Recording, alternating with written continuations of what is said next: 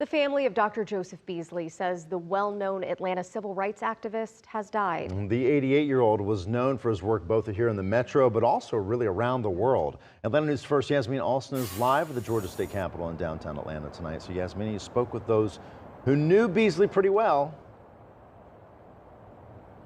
That's right, and his friends, they shared stories of the work Dr. Beasley did, including his role in a long battle to get the Georgia state flag changed to what you see today without the Confederate battle emblem. He's just an unsung hero. Former Georgia State Representative Tyrone Brooks can't say enough about his longtime friend, Dr. Joseph Beasley, who he lovingly calls Joe.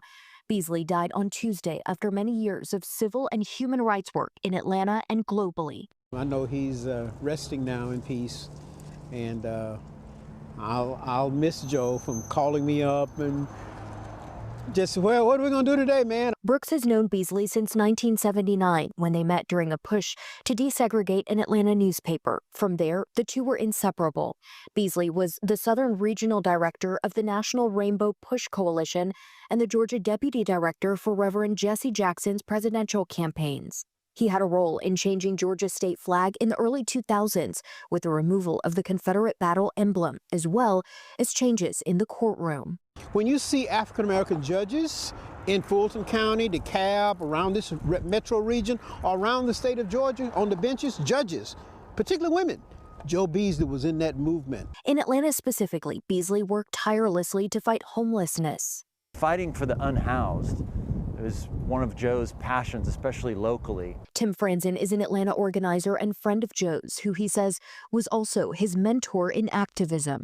Joe always made room for other voices. Franzen met Beasley in 2008 and says Beasley taught him and others how to be a leader. He tells me when Beasley called, people answered. Joe was always somebody that people wanted to listen to because he was always on the right side.